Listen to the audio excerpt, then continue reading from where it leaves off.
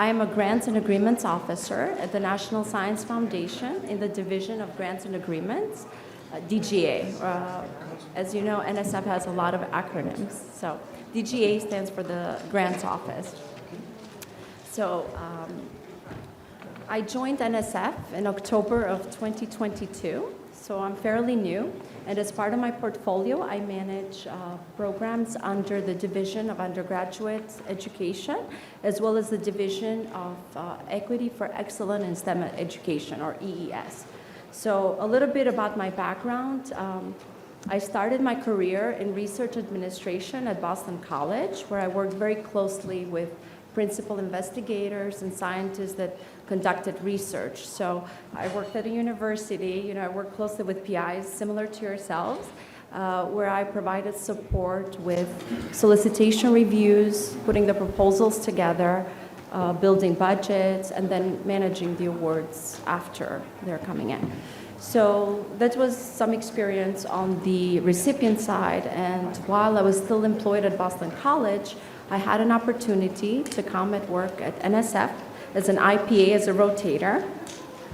And that was an amazing opportunity because it gave me a chance to see, experience the sponsor side. And then I had the experience on the recipient side. So I always empathize when the grantees, they reach out and they have questions. Sometimes there's confusion about the guidance. So I'm always willing to help out and answer questions. So since I'm managing those two programs, whenever you have questions about your grants, if they should fall under those two programs, under DUE and EES, I will be your point of contact.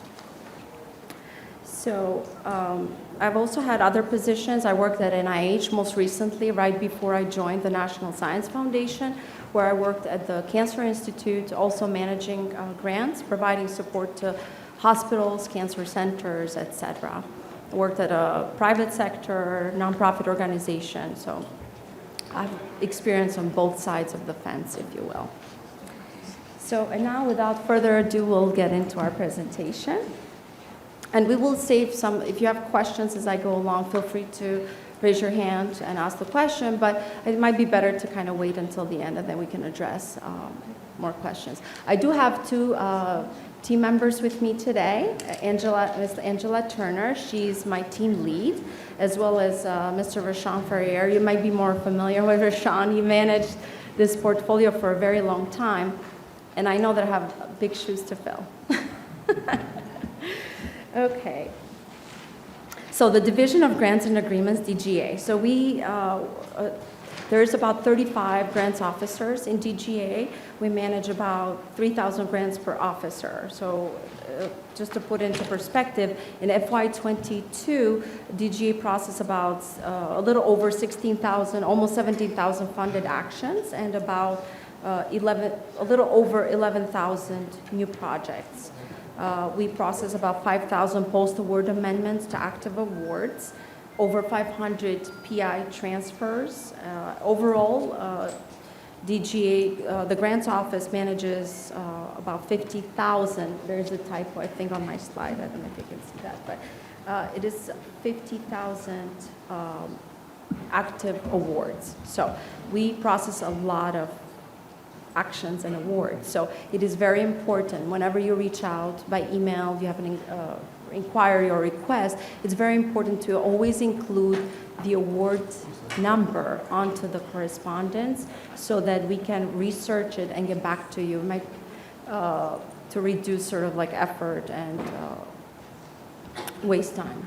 So if you can remember to always include the award number whenever you are sending us emails. And then some of the, you can see my slides. Okay. So what are like some of the program responsibilities? So I guess the way NSF is structured is not so different from the university of colleges where you come from. So you have the sponsor research, DGA, the grants office at NSF is very similar, functions the same way. And we support the program offices. Just like similar, you are sitting in the departments and conducting your research. So we have our program offices, the technical folks that we support.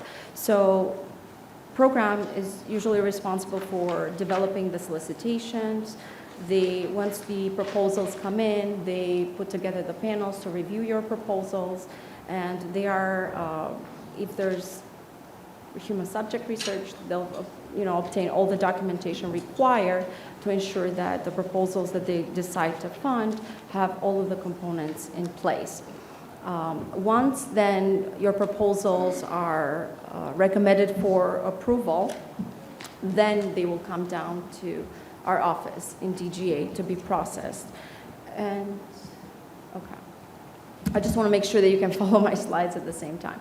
So once the proposals are then recommended for funding, they will come down to our office. And then we conduct our own review, an administrative review of your proposals. And what we are looking at is, for example, the budgets, making sure like all the funds are allowable, allocable, reasonable. There are many times, for example, that we see certain costs that perhaps they don't belong there. So we will get in touch with you and make sure we work closely with your AORs to get the budget revised, and all the costs that will be then awarded will be allowable and allocable to the projects. It is important to remember so what we also review is for any requirements in the solicitation. It's really important to remember to provide all the information that's required in the solicitation, because these are some of the things that we normally look at, budgets, current pending, effort, cannot exceed the 2-month policy that NSF has.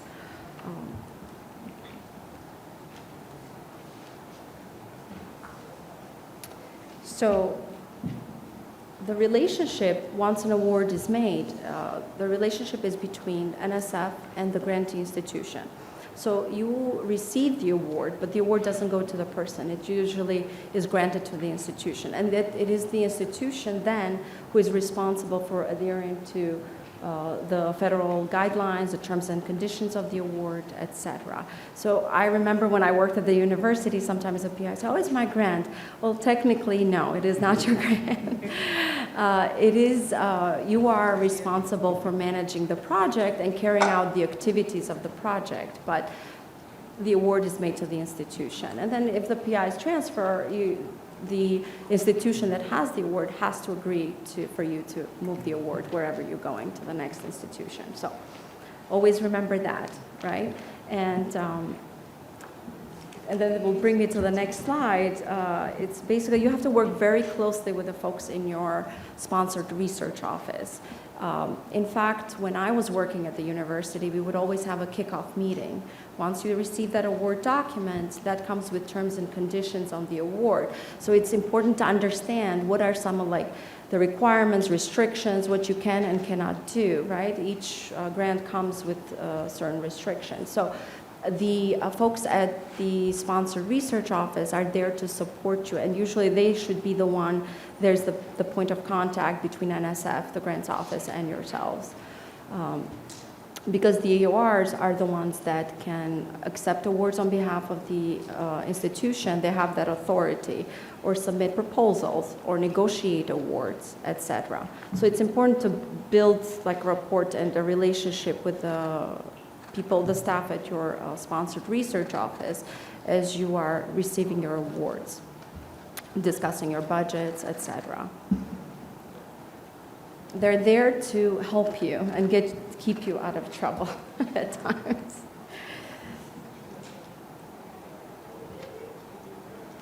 Okay, we're going to talk a little bit about the participant support costs. We see this budget category a lot in the programs that I manage.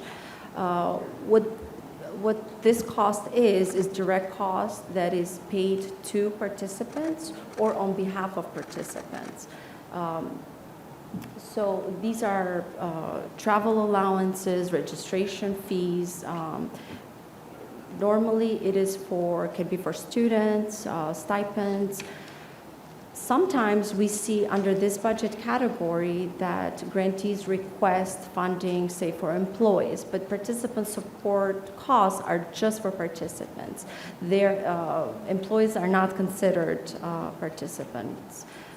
Trainers are not considered participants. Fees for speakers also do not belong under this category.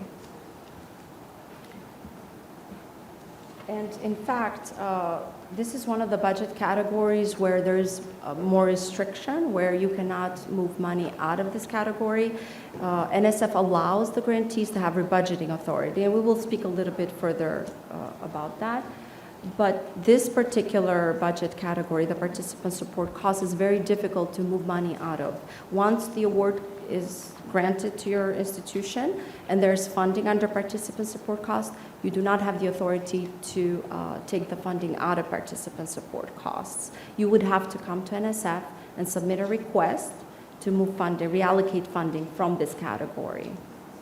Now, you may be allowed to add money into participant support costs. For example, you have extra money under travel, COVID hit, you are not using that funding to travel to conferences, and you decide that you want to put the money into the participant support category. You are allowed to do that, but you cannot take the money out without prior approval from NSF. Rashawn or Angela, do you have to add anything here under participant support costs? Remember chaperones? Chaperones are not participants. The mic, okay. Hello. It's heavy, okay. So I guess I'm gonna play Oprah for right now. But anyway, chaperones are not deemed participants. That's not saying that it cannot be a part of the project. They would just go under the G6 other cost line. So you can have chaperones, and yes, if you're taking your students out on a trip, things of that nature, and you want the chaperones to be compensated, you can be compensated, yes, but they have to be under the G6 other cost category on the budget, okay? Yes? You mind question, Denisa? Oh, no, Okay. not at all. Just out of curiosity, the participant support, is it under direct, the cost? So basically there's IDC taken out of it, correct? Yes. It's subject to IDC. When you put it in the budget, it's under F, line item F. So that, okay, so that's what I wanted, because like when you say direct cost, it's different in at least our definition. Direct cost means like, IDC. Now, participant support, meaning. It's still, now mind you, it's still a direct cost, Still but direct. you can't charge indirect cost on that. Exactly. So the question is, I have, for example, 5 REUs on my budget, right? And I put it under participant support because the students are gonna travel to different institutions, so they're not gonna be at my institution. Now, that unfortunately is seen as, by my institution, as scholarship. And then they send it through financial aid, which then gets us to the unmet need of the student, and then you come back and tell you, even though in the grant it says I want to pay 5 students $6,000 to go to, they say, oh, he only qualifies for 4,000. Now we get into the problem. They say if you want to pay him the 6,000, you have to pay him as direct wage, but then that money, as you said, I cannot move it out of the category. So now I'm stuck with it until I find a student who has needs, right? Which is very hard to find in my institution. So is there a way where you guys, and again, it's not our Office of Sponsored Projects, they understand that, It's when we communicate with other, like purchasing or whatever. So my question is, can you guys communicate that so we can send it maybe to, whoever is processing the payment and say, it's not a tuition, it's not financial aid, or it cannot be counted as that. Actually, the REU program, I think, is very different, Rashawn. So, because they provide practical educational experience for undergraduate students, so it's not just a job. I have a document with me that policy put together. So that's, I don't know, I might need to look more further into the REUs. So there may be something about that program that... But we have the same problem in our institution with the CREST program. Because the CREST says participant support cost, and we were paying stipends to the students doing research, undergrad and graduate students. And our institution moved all that money to pay scholarship for the students starting in spring 2021. So the difficulty we are facing is not just to recruit students to participate in the CREST program, but mostly to retain those students, because all the money they are receiving from the CREST program is routed to scholarships, is not enough for their living expenses, so they have to get jobs outside of campus that are not related with research. And even if they stay in the CREST program, they are not able to spend a quality time doing research, or definitely they have to leave the CREST program and get a job outside of campus, because if they work in campus, it's also a problem to pay there. I mean, the problem is how this money is being routed to pay scholarships, even though it's a federal money as well. So let me add this. So unfortunately, the Department of Education is not the National Science Foundation. So with that being said, when you're dealing with a student, the financial aid office has something what they call is student financial need. So if you have a grant and you're going to give them, let's just say, a fellowship, or they're a part of your grant and they're going to get a certain amount, they start deducting that. So if this person is on a Pell Grant, that's tacked in. If this person is on a Perkins loan. So all these things add up. And unfortunately, NSF can't get in between what every institution in this room deals with their financial need. I wish I could. I've been arguing this been here 15 years, going on 16 years, and this is the same scenario over and over. But each institution, that's how they deal with the financial aid package. So I can't really say, is there a go-around to circumvent how the financial aid office at your respective institutions calculate financial need? Even though, yes, it's a federal grant, yes, it's from the federal government, that's how they calculate it. And I wish I had something else. I see a gentleman in the back. I'm running to you, but I wish I had better news, but I'm running. Denisa, hold on. Oh, yeah. It's okay. All right, so you've hit two of the problems with PSC not being, having to go through scholarships. Now, you take a CREST program like mine, it's all PhD students. We work in the Everglades and coral reefs and seagrass beds. You have to drive airboats, research trucks, be a diver, and be able to drive boats. You aren't allowed if you're not a university employee. Those kids can't participate because I'm not going to take the liability of so there's a real problem here, and there's a bunch of unintended consequences of this. So you're taking PhD students, and when they're on their regular grants or their TAs, they're university employees. If they accept a CREST fellowship, they leave the university, and they're sort of on their own as scholarship students. They lose all their rights, they lose their email. I have to create a whole ghost other life for them. And it's a horrible problem. The workaround is I just put them on the standard stipend line and lose 41% of the funding because of IDC. So we either have to increase the CREST awards so that we can treat the kids like every other NSF graduate student, or we got to figure out a workaround with this PSC thing, because it's a serious problem. Thank you for that. I think the program officers that are here, the beauty about having these conferences is that when you tell us what's going wrong, what's going well, these are opportunities for the program officers to hear directly from you. Anytime when you see a solicitation, if there's something that's not working, even if you apply for the opportunity and you got the award, if something's not working after you receive the award, let your program officers know, because that is the only way that when that cycle comes to an end and there's a new solicitation that's about to come to the public, they can then address those issues. So and this is not just with CREST, this is NSF-wide, this is agency-wide, this is federal government, if it's NIH, Department of Energy, et cetera. If there's any time where you're dealing with some things that have become problematic because the way that the solicitation was written, please let the program officers know your hardships or the administrative burden that has been applied to your institution, to your students, et cetera, so then we can then make those necessary changes. So I appreciate you alerting us to that. Okay, anyone else before I give it back to Denisa? Oh, Gentleman right here.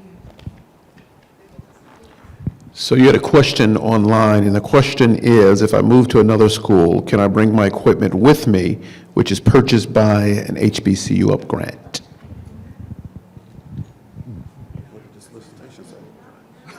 it's okay. Oh, okay, so that answer is, depends on the school negotiation between the two entities. NSF will not get involved in who said what and how and all that good stuff, so that's between you and the institution. If they want to relinquish that piece of property or equipment so you can take it to your institution, that's fine. You don't need, you can alert NSF, your program officer, just as a courtesy, but there's no form or anything like that. Are we good on that? Okay. Rashawn, Yes. one more person. Okay. Thank you. Oh, good, Angie. This is a lot of work. I should put on my sneakers. So my name is Sajid Hussain from Fisk University. So I want to check, when we get this participant cost, internally at the back end, it could be like a student stipend, or it could be paid as a consultant, or it could be goes as scholarship, like a 3 different code at Fisk. We have 4103 for scholarship, 5030 for stipend, 5210 for consultant. So how should we pay them? As any guideline that it should be stipend, or it should be like some universities paying as a scholarship, or as a consultant separate, or we should have another code which is not used by any one of these existing categories, which is neither scholarship, nor stipend, nor a consultant, but have a separate category only for participant cost. So consultants should go on a separate budget line item, would not go under participant support costs. I'm talking about the code. For example, university at Fisk, we don't have any account code for participant. So if it is some, You mean internally? Internally. So that's a organizational, Yeah, the way so, we so, have so our account please let structured. Fisk know from, that you heard from us at NSF, that they should create separate account codes for participant support. And I'm saying that because I know Fisk University, and it makes your life easier. It will make your life easier, and if they want to talk to us, tell them to please call us, and we can set up a Zoom meeting so we can assist them in that. But I will say this for everyone in this audience. Make sure that you do have a separate account code. So why is it important to have separate account codes? Because if you get pulled for an audit, I think that's one of the things they will look at it as well. Because this is a different pot of money that you need to budget, different budget category that you cannot switch money in and out of. As I mentioned before, you can add money to participants, you cannot take money out of unless you get permission from NSF. You need a prior approval request for that. So what if someone goes, so we go out on the site visit, what happens? We were, actually, if we say come for a site visit, that's one of the first things we're looking at. If I look at the budget and spot participant support costs, that's one of the areas I'm going to review. And I'm going to request policies and procedures as they relate to participant support costs. So it's really important to have that documented. And if you don't have those codes set up, and let's just say, if you think about your travel, right? When you look at the budget, there's 2 travel lines on a budget. There's participant support travel and regular travel. So if you don't have these codes set up differently, and you have now put all this money into travel, how can you segregate those costs from your students that went on a trip to DC, from you as the PI going on a travel that you traveled somewhere to present at a conference?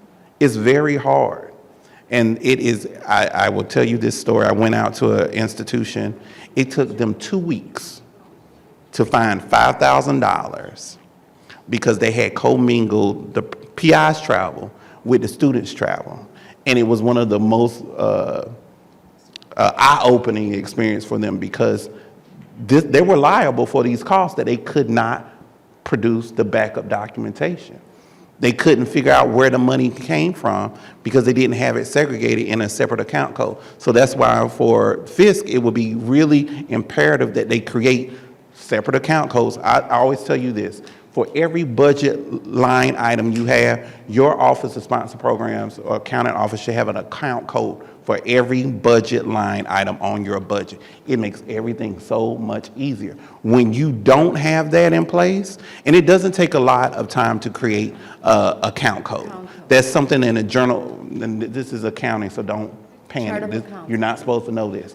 But it's something very easy to create a journal entry and create another account code for a said budgetary line item. So it's not difficult. It's something that can be done literally in a matter of minutes. So they should be doing this because it will protect them more than harm them. So if they have any questions, Denisa and Angela, go I ahead. have one great tip. So if you have participant support costs on your budget, and how many PIs we have in here?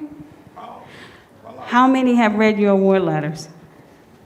We'll look at y'all. All right. So if you have participant support in your budget category, when you submitted your proposal and you got your award, guess what? There's a participant support clause in your award letter. And that's a great start for developing policies and procedures if your institution does not have that. So you can point that out to them. So that's just one little tip. And it tells you that you should have separate account codes, subledgers in your award notice. So if they say they don't have it, just tell them, look, it's in the award letter. They're giving us guidance already. So we should just add this because it will make your life easier. Yes, ma'am? Yes, but I got a butt. even if we have our participant support cost account, can we use that money for stipends or for scholarships? Because that's the problem we have. We have an account just for participant support costs. No, we have administrative, we have different categories, different accounts. Actually, we have 4. But we have one specific for participant support costs. But our institution was using the account to pay stipends, and they moved to pay scholarships.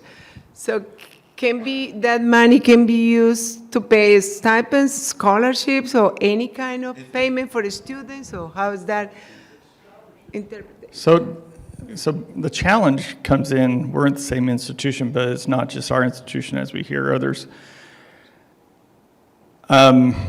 Financial aid likes to tie into participant costs and run those through financial aid, and that's the challenge. So we can no longer use stipend as a term. There are certain terms you just can't use anymore. But now that we've all got down to the participant support cost term, now it's where the institution identifies how to route those funds. And the challenge today is they want to route it as financial aid. And that's a big disservice for minority serving institutions with students of modest means. And so we lose students. I think one of the things that NSF can probably do is probably in the future is to specify in the solicitation how to treat those costs, this, something to some kind of language that, well, we appreciate it. But I think that would be one way that if this in the solicitation and the grant and the institution wants to treat it a certain way. Now, we can't override institutional policies and procedures, right?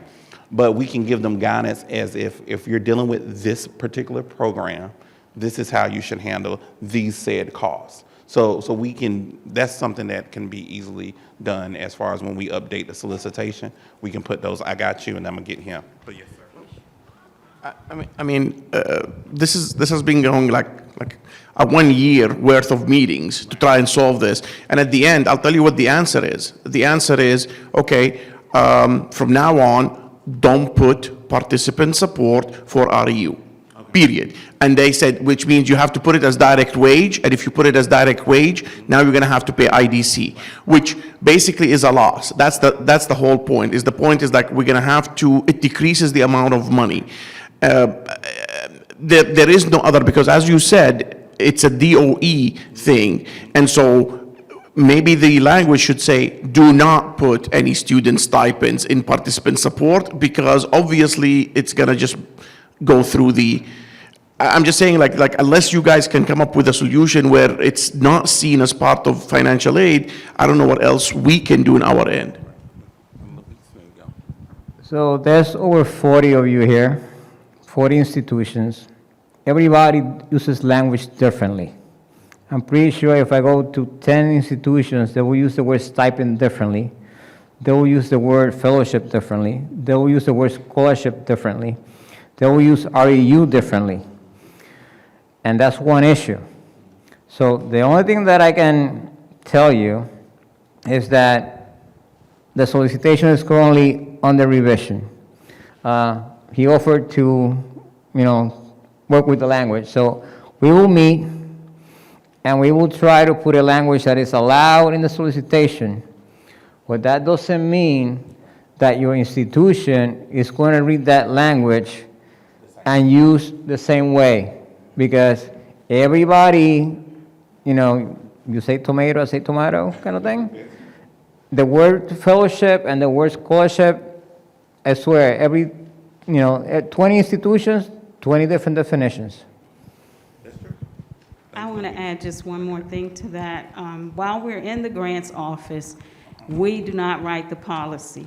We do have a policy office that you can send those concerns to when it comes to the policy. So I just want to add that too. Yeah, I had a question about one of the line item in the budget that's called course release. So I know that some of the opportunities like research initiation award, that mechanism is there to release the faculty time so they can focus on doing the research actually, right? So because postdoc is not allowed, for example, or you don't have graduate students, or in general you need time.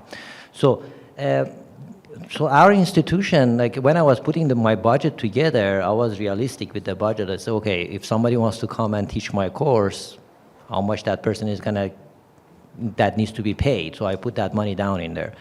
So when I got the award, later I tried to hire, find a person to come and do that. And then I realized that our institution has a policy that does have a certain cap. They say based on the degree of the person, for example, we pay $4,000, which is impossible to bring a person to teach that course for $4,000, for example.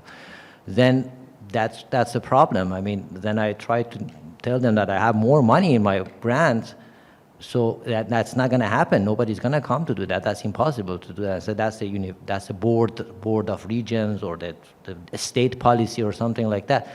So can NSF put some word in there that if the PI wants realistic to put the budget together, that should happen? I mean, they should put a thing that if the release time is going to happen, it should be possible to do that. Is that something like that? Can NSF do in the solicitation? To my knowledge, faculty buyout, Rashawn, and correct me if I'm wrong, that's an internal institutional policy. Does NSF get involved? we hold on, you were saying something. Hold on. You might be sharing stuff you need to share. No, You don't want to share? Oh, okay. I was like, hold on, you can't just talk and not share good information. But no, with core release time, this is something that's been going on, Denisa, for a while. But it's based on institution. So every institution's definition of release time, it's always been a struggle with the HBCU community because you're already working on limited resources. So you're already strained, and then you're trying to create an environment where you want to encourage people to do research, and then you want to basically have this opportunity to release the time for them to do the research, but then trying to find someone to do it based off the institution's policy procedures, you're at a crossroads. So what does that leave NSF? We are literally with our hands tied behind our back because I can't tell said institution, this is what you need to do. Because the institution policy procedures, I still have to honor their institutional policies and procedures. I'm not saying that they're all effective, but I can't override or I can't say you must do this because I'm the federal government. No, I don't have that. I don't have that luxury. I wish I did, because then I would change a whole bunch of stuff. But I don't have that, so I have to respect your institution's policies and procedures. What we could do is always, when you're having these kind of challenges, always think about talking with your program officers, always talking to Denisa and Angela, because we can then create Zoom meetings, webinars, and they can talk to us about what they're doing, and we can maybe give them some helpful hints and tips, maybe something to consider about changing their policy if it's being a burden to you as the PI, to the students, et cetera. So at least we can have the conversation. So I strongly encourage you all to use Denisa, to use Angela, because these are your ways to actually get the conversation going. Because if the federal government is at least in the conversation, once we get off that Zoom call, you at least can say, okay, now, this is what NSF said. What should we do now? And then hopefully that will be like a catalyst for you guys to at least start the conversation about effectively changing institution policies and procedures. Actually, Rashawn, can I add something to that? Yeah. So once the grantee puts that commitment into the proposal, and then NSF approves the award, they start the project, they draw down. Now the institution has to make that commitment. If they stated in that proposal that they requested a buyout for the faculty, then they should meet that commitment, correct? I think they should honor it. Now, do they always honor it? No. But I don't think we can verify that. But we can't verify at that point. So it's, when you're having these kind of internal struggles, by all means, feel free to let us know. Feel free to let us know when you're having these kind of internal struggles.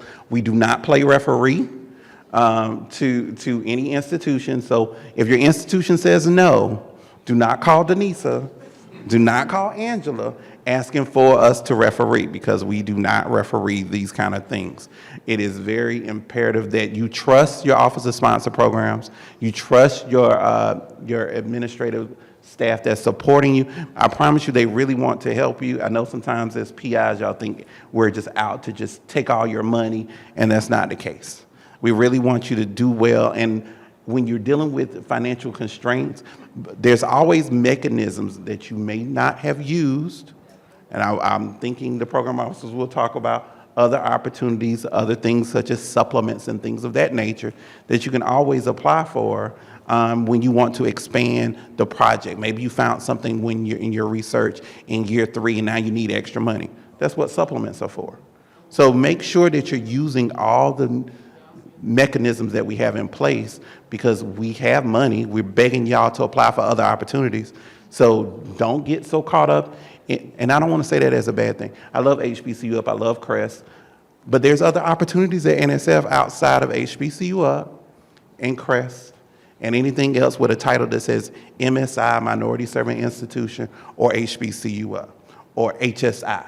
So there's other opportunities, and I want to make sure, before I throw this back to you, Denise, that you go to these other plenary sessions, because there are a lot of other directorates that are here that are looking for HBCUs. It is a top priority here at the foundation. I'm saying this because this is rare, that now we're at the highlight, where we're really at the forefront of getting HBCUs, basically the money that they have been deserving for so many years. I've been at the foundation for 15 years, and this is the first time that I've actually been aware that the director is pushing all directorates, not just EDU, but all directorates, to make sure that we are increasing HBCU participation across all directorates. So that means engineering, social behavioral education, SCIES, OPP, GEO, bio. I mean, I can go all throughout the directorates, and all of them are looking for this audience right here. So they're here this week, today and tomorrow. So make sure you really go to these sessions, look for opportunities at your institutions, because there's so much money out there, and I'm happy that y'all have money. Let me preface that, but you're not getting enough. You're not getting enough. And okay, I'm gonna shut up because I can talk too long. Yes. So just two things. You got 15 minutes left in the session. Okay. That's one.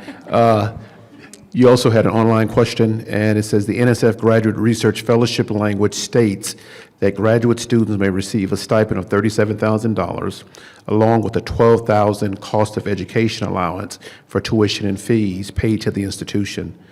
So the question is this: for a proposal that will include a graduate student, should this cost of education be included under participant support, or should the total amount just be budgeted for the graduate student under personnel?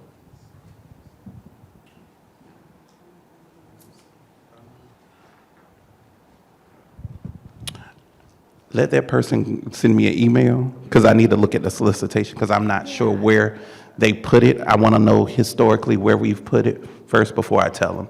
So tell them to send us an email, and then we'll respond. Thank you. Okay, one more thing under participant support costs, and then we'll move on. Say you have research, you're doing research with human subjects, and you have incentive payments as part of your budget. Please do not put that under participant support costs. That's not where it needs to be. You can put that under other, G4, I think is the budget line item. Always keep that in mind as well, because it doesn't belong under participant support costs. It's an issue that we see a lot, that's why I'm mentioning it. Okay, then we'll move on to prior approval. So as you go through your projects and you're managing your awards, oftentimes there's need to make changes or submit a request to NSF. So if you go to research.gov, at the front page, at the bottom of the page, somewhere in the left corner, there's an About section, and there's like the third or fourth line, there's a link there called Notification and Requests. So if you go to that link, it will bring you up to this list. And this is a list of like different types of requests or notification. It tells you for each type of budget activity whether you need to submit a request to NSF or a notification. So these are some of the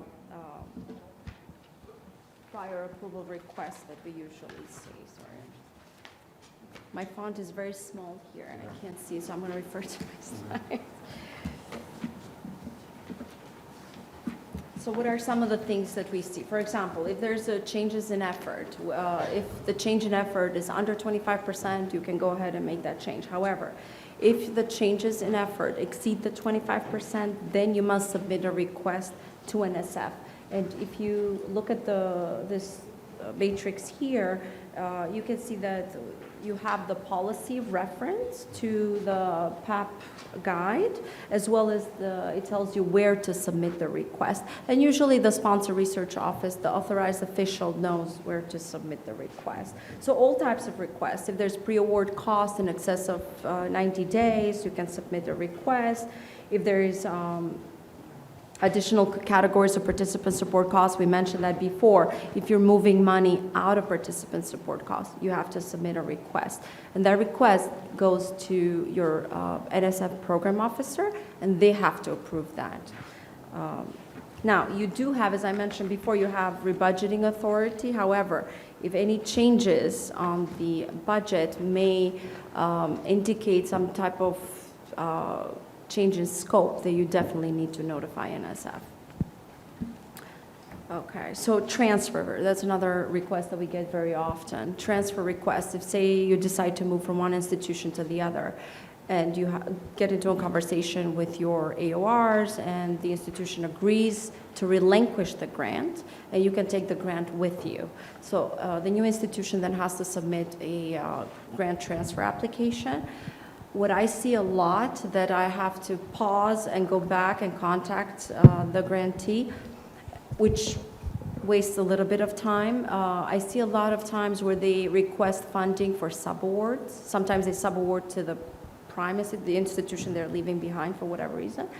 However, a subaward budget is not included or a justification. So now I have to stop, get in touch. That wastes a lot of time. So keep in mind, if you ever want to transfer your grant and take it with you, the new application that you submit must include a subaward budget if you do want to enter into a subaward agreement, because I cannot issue the grant without having those documentations. Something to keep in mind. Substitute PI request, the same. So the list goes on. There's all different kinds. We don't have much time to go through each one. But again, as you go through and you have questions, you can always feel free to reach out to me. What else? We have changes in scope. That's also an important request to submit.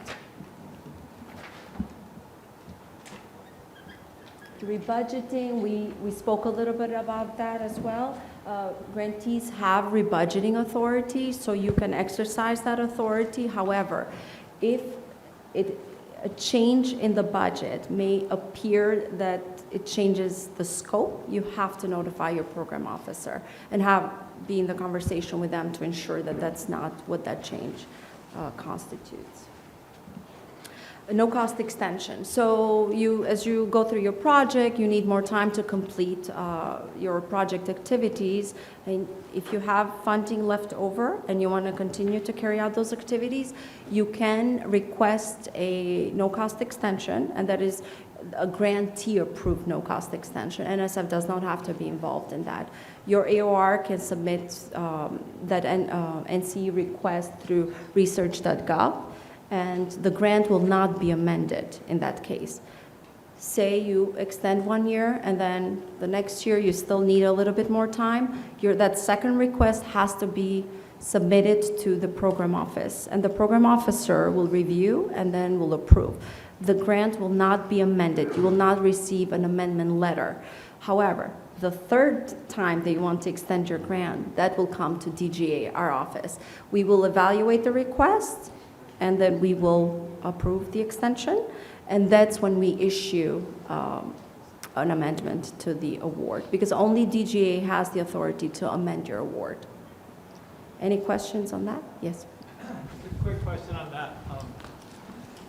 So I took over as director of our center recently, but as I understand it from COVID, we all got sort of a freebie extension. So does that count as number one, or are we starting over at number one for you just listed the 1, 2, 3 scenario?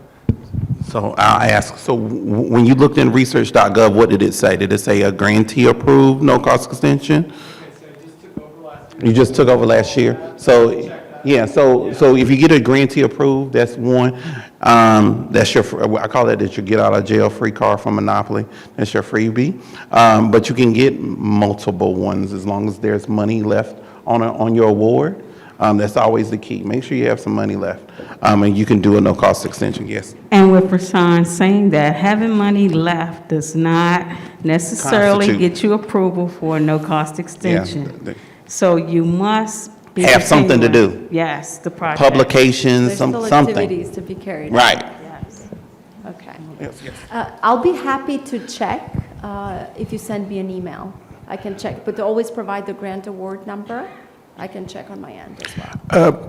Usually, the fringe benefits is one of the category that always has leftover money, it's because it's very hard for institutions to, predetermine how much fringe benefits, right? So if, let's say, there is, we know that there is money left, can we move it to, let's say, operating or student wages, or do we have to get approval to do that? Because then we can use that money to hire more students or do more activities. You have authority from NSF to reallocate the funding. You don't need prior approval.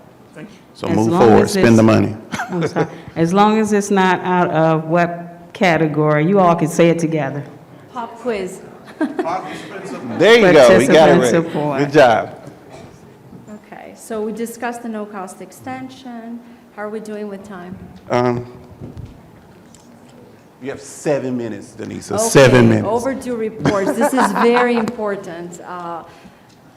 Oftentimes, I get post-award requests, substitute PI requests, for example. I cannot take any action if your grant has an overdue report. There's a flag that comes up in the system, and I'm not able to process any other request if there is an overdue annual progress report. So it is really, say you are a co-PI on another grant, and that PI has not submitted the annual progress report, guess what?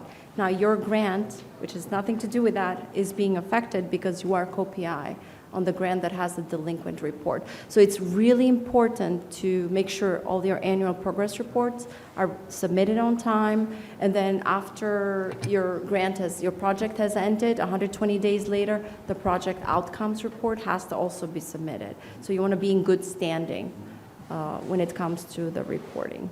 Any questions there? No.